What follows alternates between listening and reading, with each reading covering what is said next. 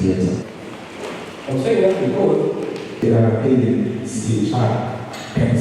Either in the name of the Secretariat, if really has a procedure, they are implying the current situation. It's an issue of digital rights, and maybe we don't have any. About 3 days, that is on the Constitution gives us the freedom of speech. More for what will happen to the investigator.